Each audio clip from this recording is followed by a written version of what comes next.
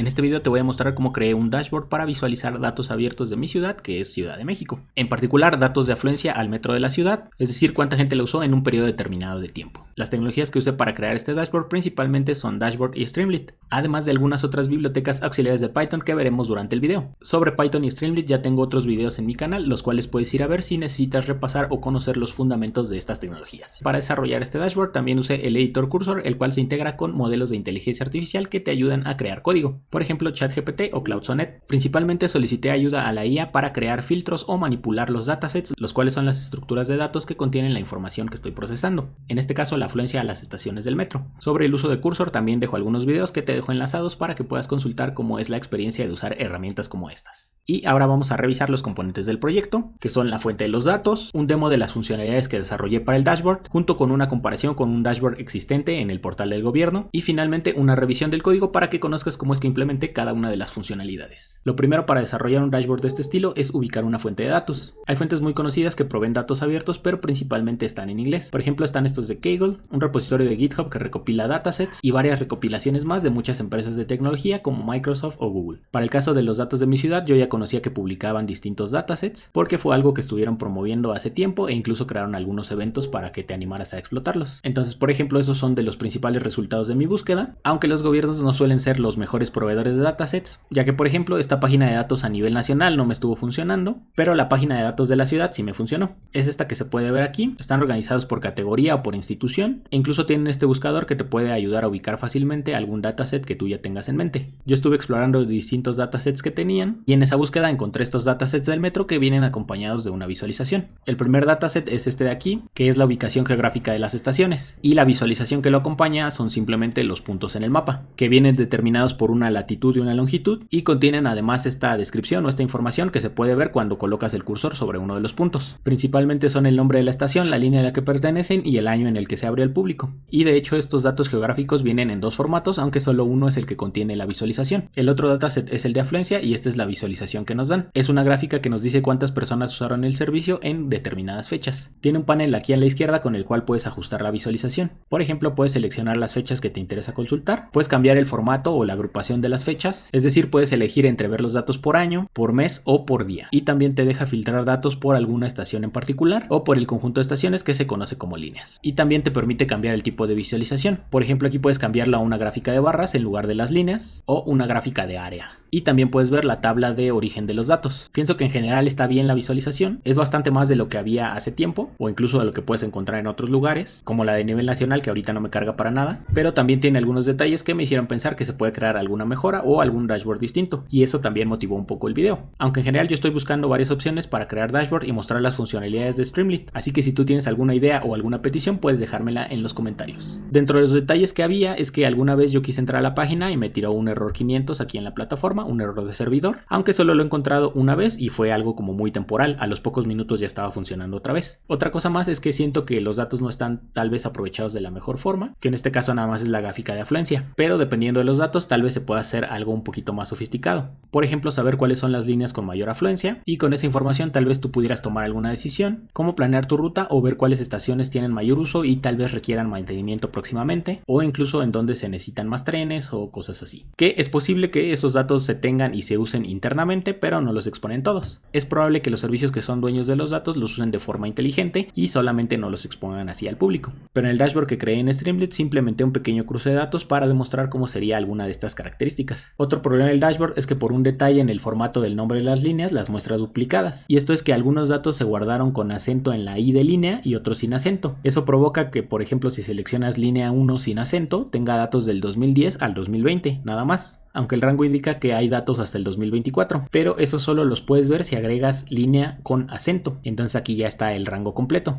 pero es un detalle que fácilmente podrías pasar por alto si tú estás consultando los datos. El último detalle que encontré fue que al seleccionar los filtros de repente se queda como en un ciclo de la página y comienza a actualizar por siempre, como a parpadear la selección. Eso no sé por qué suceda, sí me sucedió un poquito más frecuente. Esta etiqueta que indica que filtré por la línea 9 ya está apareciendo y desapareciendo, y ya aquí ni siquiera me carga los datos. Entonces que el dashboard tenga un bug de este estilo de forma persistente inconsistente, también es un poquito incómodo y reduce su facilidad o su utilidad. Pero bueno, ese es todo el demo o el análisis que quería hacer de la visualización que da el gobierno. Voy a comenzar a mostrar el dashboard que implementé, pero para ello necesitamos el origen de los datos. Eso lo obtienes, por ejemplo, aquí en descargas o en general en la lista de los datasets disponibles. Primero das clic en el título del dataset y se abre una página con detalles que contiene los archivos de ese dataset. Este es el de la ubicación de las estaciones y aquí están dos formatos comunes de información geográfica, un formato SHP o Shape y un formato KMS. Y por último un diccionario de datos en formato Excel, pero ese tal vez no se necesite, es muy sencillo, solamente tiene una descripción de las columnas que contienen los otros datos y eso lo podemos ver incluso cuando abrimos el dataset como tal, ¿no? Yo elegí el KMS sin alguna razón en particular, simplemente fue que primero encontré información sobre este formato y una biblioteca de Python para trabajar con ellos. Una vez que ubicas el archivo que vas a usar, le das aquí en descargar y directamente lo descarga a tu computadora. Y como vimos también en el detalle del dataset tiene un botón para descargarlo. Este es el segundo dataset que vamos a usar, el de afluencia diaria, y en este caso el formato es un CSV. Aquí hay dos datasets, uno que dice que es desglosado, este indica la forma de pago que usó la gente para acceder a la estación, que es ingreso con boleto, ingreso con una tarjeta de prepago o cortesías, que son algo a lo que tienen derecho algunas personas como los adultos mayores. Yo elegí la simple porque no voy a usar ese dato de tipo de acceso e igual presioné aquí en descargar.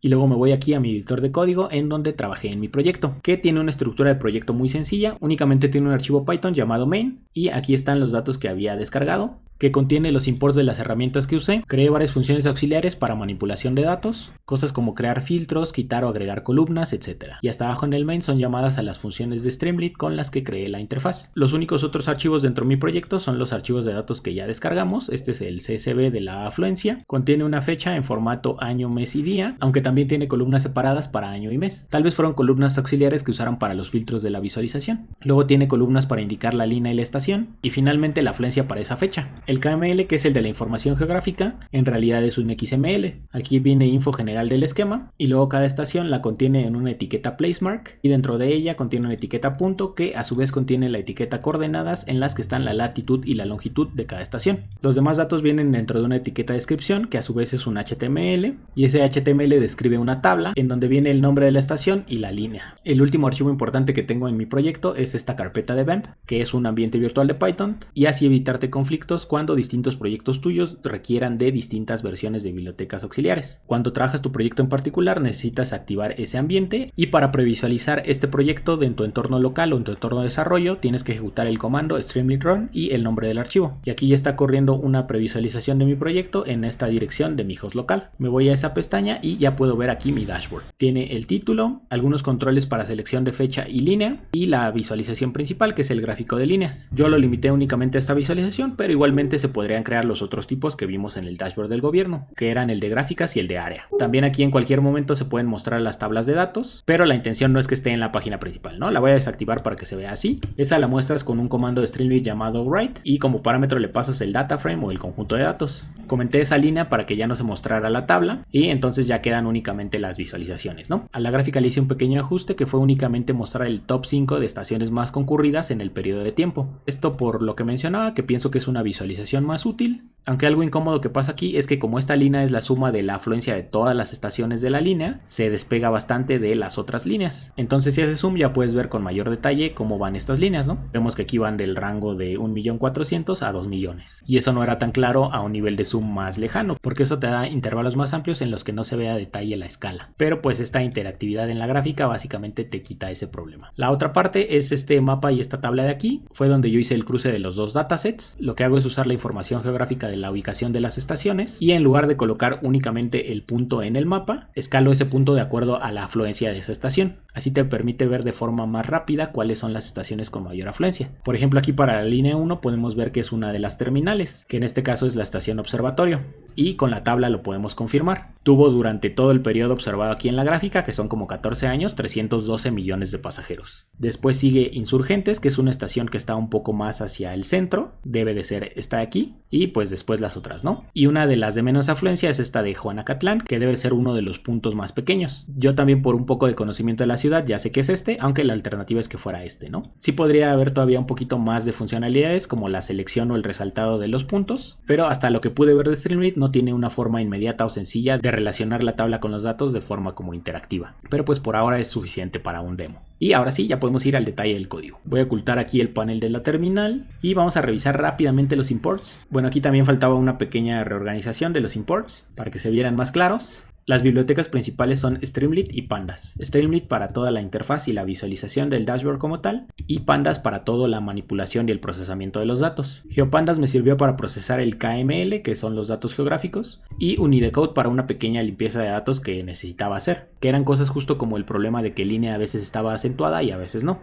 La última biblioteca como externa es esta de Beautiful Soup, la cual usé para procesar el HTML que se contenía dentro del KML. Esto igual siento que no es como tan buena práctica, que es un detalle malo que tuvieron en la fuente de los datos, pero como no conozco este formato de datos, no sé si de verdad sea una práctica común o no. De todas formas, pues afortunadamente tenemos bibliotecas como estas que facilitan mucho trabajar con estos datos, así que no hubo tanto problema para mí que lo definieran de esa forma. Y finalmente usé estas funciones de la biblioteca Datetime de Python, que fueron para conversión de tipos de datos a fechas y para ayudarme a limitar los rangos al momento en que se hace la selección de esos valores en la interfaz. Entonces lo voy a ir describiendo de acuerdo a lo que ocurre en el main. Esta es pues una de las llamadas más sencillas de Streamlit, simplemente coloca el texto indicado con formato de título. Lo primero para trabajar con datos pues va a ser cargarlos, entonces eso tenemos en esta función, load and preprocess data. Primero vamos a cargar el CSV, que es uno de los formatos de datos más comunes, y eso lo hacemos con esta función de pandas read CSV. Aquí le indicamos la ruta del archivo, en este caso como está en la misma carpeta que el archivo de código, basta con el nombre. Lo siguiente es un poco de limpieza o de ajuste de datos. Lo primero fue realizar una conversión del dato existente de fecha, ya que el original venía como una cadena de texto, pero nosotros lo necesitamos en un formato real de fecha para poder realizar comparaciones. Aquí agregué unas líneas para mostrar cómo son los data frames y el tipo de datos, y que nos van a ayudar mejor a entender esto. Este es el data frame de los datos como venían, y el tipo de esta columna de fecha es tipo object. Luego, después de la conversión, vemos cómo se le agregó como información aquí, o se ajustó un poco el formato, y la fecha ya me indica incluso una hora, ¿no? Python sí maneja fecha y hora separadas, pero la función que encontré para la conversión la convertía directamente a fecha con hora. Entonces la hora por default es la medianoche, pero no le afecta para mi caso, ¿no? Después vemos cómo el tipo de dato de esa columna ya cambia a un datetime. Una cosa que hice fue crear esta columna year-month, debido a que yo me voy a limitar a consultas que solo incluyan hasta el mes. Luego agregué un par de columnas más, estación clean y línea clean, que lo único que hacen es quitar espacios adicionales que pudiera haber, acentos y algunos otros caracteres que podrían hacer que se interpretaran como líneas o estaciones distintas, que fue justo lo que pasó en uno de los detalles que mostré en el dashboard, que me mostraba datos separados de la misma línea. Entonces, haciendo esta limpieza es algo que ya no va a ocurrir aquí, ¿no? En general, esta es la función de limpieza, es usar esta biblioteca auxiliar llamada Unidecode, que tiene justo este método, y pasarle el nombre de cada línea o estación, pero convertido a minúsculas y sin espacios. Unidecode es el que se encarga de quitarle acentos, señas o algún otro carácter especial que se pudiera haber omitido mientras se transcribían los datos. Para la estación es básicamente la misma función, pero quedó separada porque incluía algunas excepciones, y esas excepciones son que a veces algunas estaciones tenían formatos ligeramente distintos, por alguna abreviatura o algún errorcito o typo,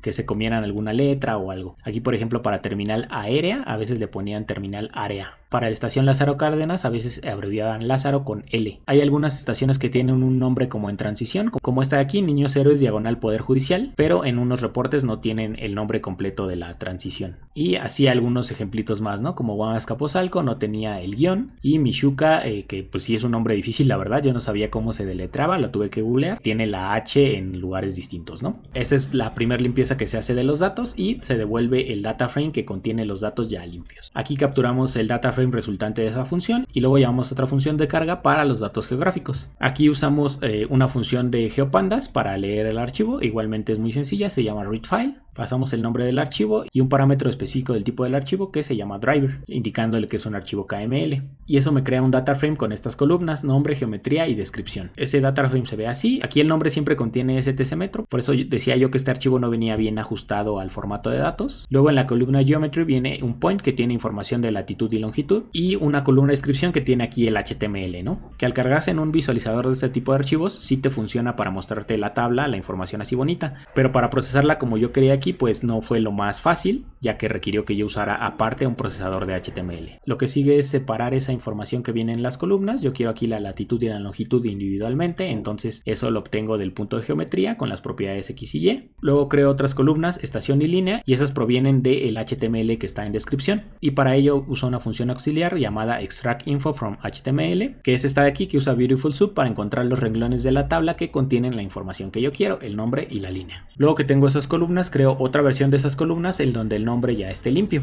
Y esto es con las mismas funciones que usé para la limpieza del data frame de la afluencia. Finalmente devuelvo el data frame pero sin las columnas originales, ya que a mí me sirven más las columnas de la información que separé. Lo que sigue es ir creando elementos de interfaz que permitan al usuario realizar selecciones. Por ejemplo, aquí que seleccionen la línea que están interesados en ver. Eso es con un select box, que se le pasa una etiqueta que quieres que se muestre para que indique qué es lo que va a seleccionar el usuario ahí, y una colección o un conjunto de datos, que en este caso son los valores únicos de la columna línea del data frame de afluencia. Vamos a mostrar rápidamente esos data frames en la interfaz para que se entienda mejor. Y este es el data frame original, ¿no? Tiene muchas veces repetido el valor de línea porque lo repite para cada estación y para cada fecha. Entonces, con la función unique yo puedo seleccionar los valores únicos que no se repiten de esa tabla. Aquí justo noté que debería de usar los valores de línea clean, porque si no igualmente yo los repito. De todas maneras, al seleccionarlos yo ejecutaba la limpieza de la selección, entonces eso me permitía que siempre se hiciera un match de los valores correctos, pero pues tenerlos de origen limpios también ayuda mucho, aunque para mostrar en la interfaz puede que no sea ideal. Esto podría igual solucionarse creando desde el inicio una versión para mostrar y una versión como para consultar. Por ahora pues lo voy a dejar así, pero es buena idea crearlas así como variables separadas, ¿no?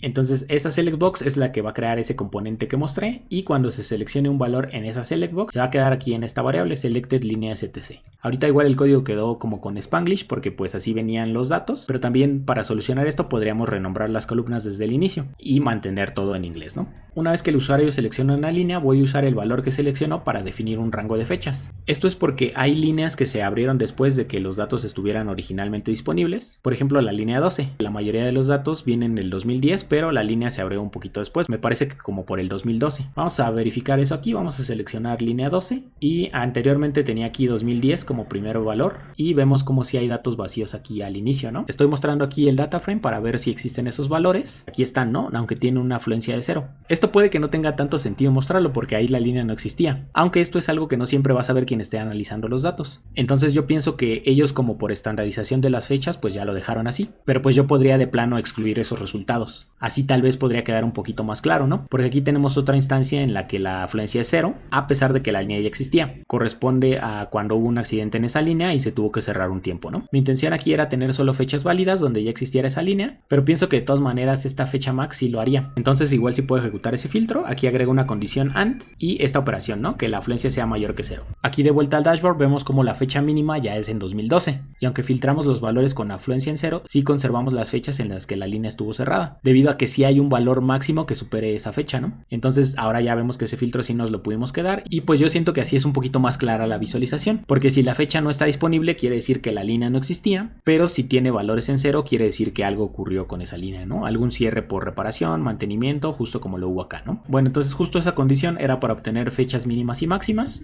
que son las que colocamos como valores iniciales o por default de estos selectores de fecha. Estos selectores de fecha se crean con la función dateInput de Streamlit, e igual aquí se especifican el valor mínimo, el máximo y el valor predeterminado. Luego cuando el usuario cambie su selección, los valores de estas variables se van a actualizar. Hasta este punto ya tenemos todas las selecciones que puede hacer el usuario, que para este caso son únicamente 3. La línea, la fecha de inicio y la fecha final. Y con eso ya podemos hacer algunas operaciones en los datos que me permiten ajustarlas para el tipo de visualización que quiero mostrar. Para eso voy a usar esta función groupBy, que me permite seleccionar columnas por las cuales yo quiero agrupar valores. Aquí voy a mostrar los data frames para que se vea más claro cómo funciona esa operación de groupBy. En mi data frame original tenía ahí observaciones todavía por día. Lo principal para identificar esa observación es la fecha y la línea y la estación. La línea sigue siendo importante porque hay estaciones que pertenecen a más de una línea, que son las estaciones de transborde. Entonces las observaciones que compartan los valores que yo estoy indicando aquí se van a agrupar, y como la columna de fecha que yo estoy indicando simplemente se queda hasta el mes, va a agruparme todos los días de ese mes, y también me va a agrupar las estaciones, pero únicamente cuando coincidan con la misma línea. Así yo no mezclo los datos de estaciones que pertenezcan a distintas líneas, es decir, no mezclo los datos, por ejemplo, de Hidalgo línea 2 con Hidalgo línea 3. Luego, como voy a agrupar esos valores, pues hay un dato que no es común a ellos, que es el de afluencia.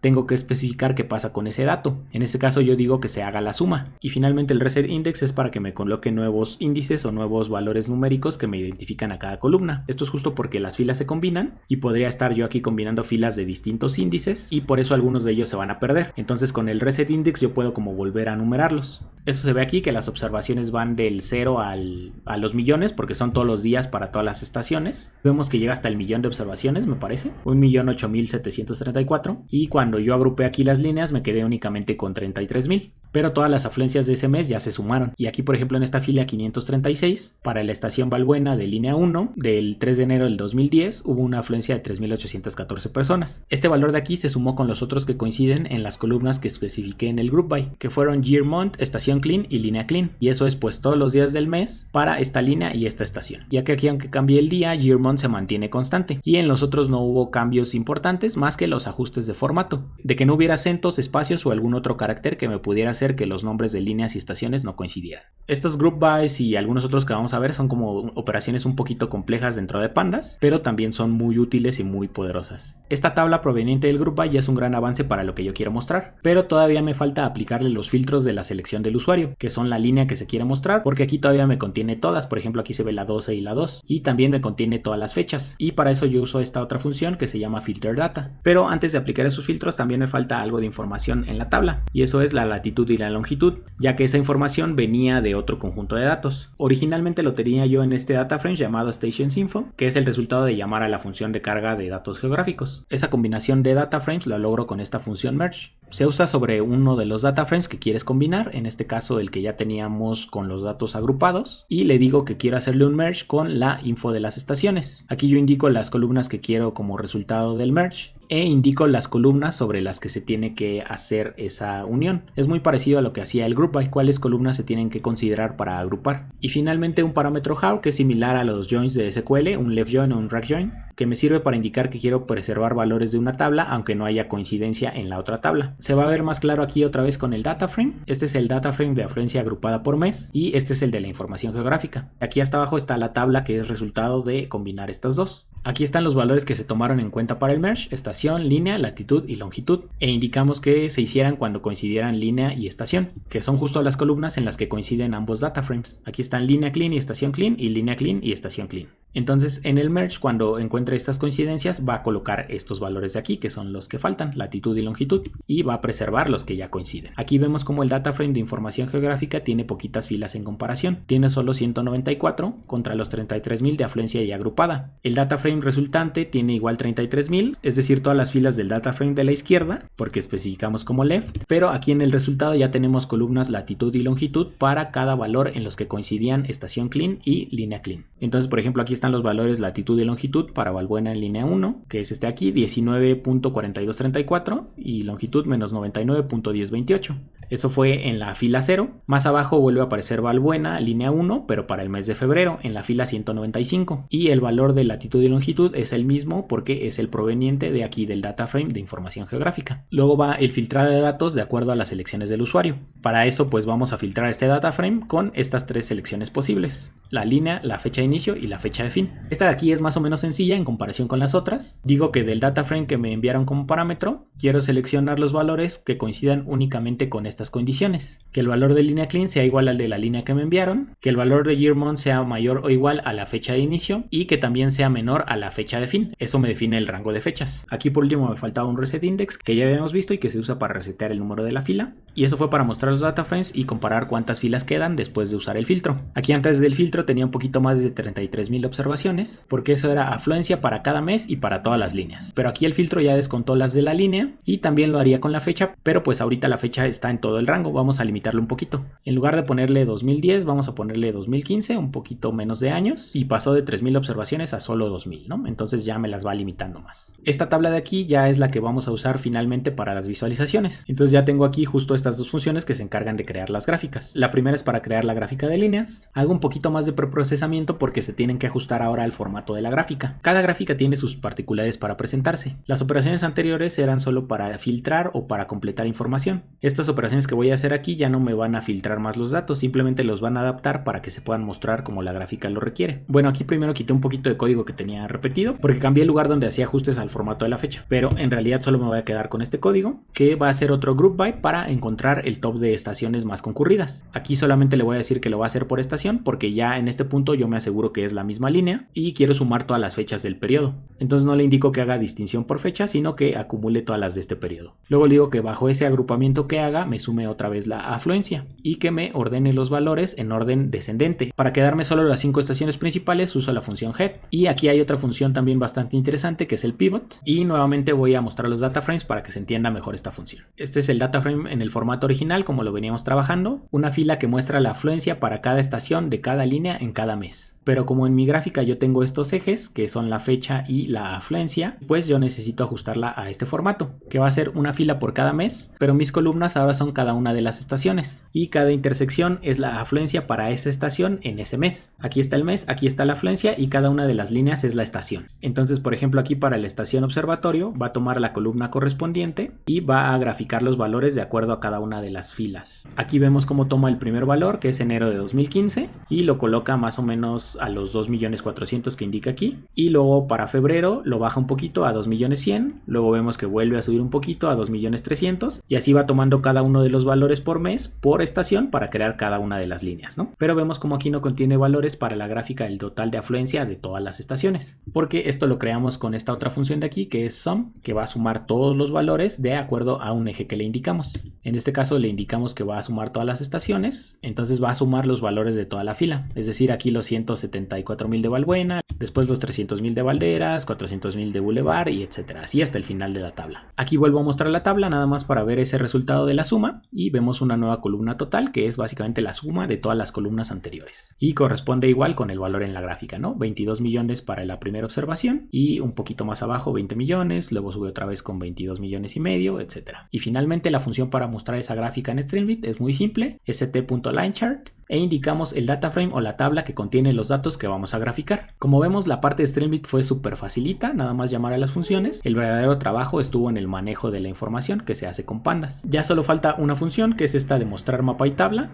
y que corresponde con esto que vemos hasta abajo de la tabla, el mapa que muestra las estaciones con puntos de acuerdo a su afluencia y la tabla para mostrar los detalles. Es esta función de aquí que como datos recibe nuestro data frame que contiene la información a mostrar y una lista de las líneas seleccionadas. Aquí nuevamente voy a agrupar por estación y voy a aplicar unas funciones de aggregate como la de la suma de acá, solo que lo voy a hacer para más de una columna, así que lo indico con esta función agg, abreviatura de aggregate, que como parámetro recibe un diccionario, cuyas claves son las columnas que voy a aplicarles el agregado y como valores la función de agregado que voy a aplicar como tal a esa columna. Es decir, voy a sumar la afluencia y me voy a quedar con los primeros valores que vea de latitud y longitud. Lo más importante aquí es la suma de la afluencia, pero sí me sirve que me queden indicados latitud y longitud. Igual se pudo haber hecho como un merge como vimos anteriormente o alguna otra función, pero bueno, esta es una forma de hacerlo. Una acción importante aquí es que voy a crear una columna llamada size o tamaño. Esto va a representar el tamaño del punto en el mapa y es un valor que depende de la afluencia de cada estación. Aquí el tamaño de cada punto va a ser proporcional a la afluencia máxima y con un valor máximo de 1000.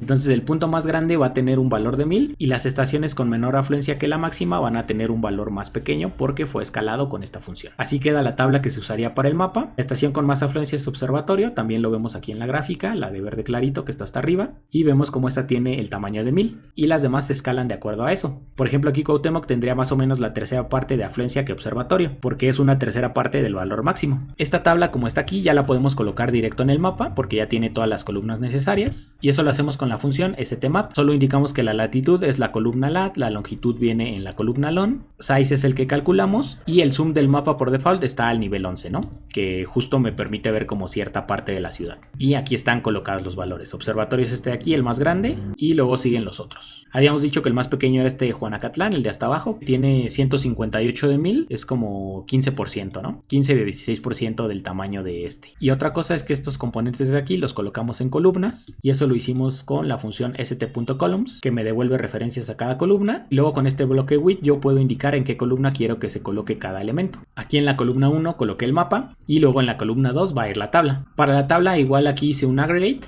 Estas secciones de código repetido se quedaron porque al inicio no lo estaba haciendo como en las funciones que están. Entonces al agrupar y dividir el código quedaron algunas cosas pendientes. Pero bueno, el agregado es nada más para sumar por afluencia y también se ordenan por afluencia de mayor a menor, es decir, de forma descendente. Este apply de aquí ejecuta esta función que solo es para separar por comas los valores. Y finalmente simplemente me quedo con dos columnas porque la tabla tenía más ya que viene de la tabla que veníamos estado manejando. Y como índice coloco el nombre de la estación y el índice lo voy a mostrar aquí a la izquierda. Eso me evita que tenga yo aquí la columna numérica como en las tablas de arriba y no ocupe tanto espacio, porque aquí igual ya estaba un poquito limitado el espacio. Y aquí está el resultado de esa tabla, ¿no? La afluencia por estación, de mayor a menor, de acuerdo a los datos seleccionados por el usuario.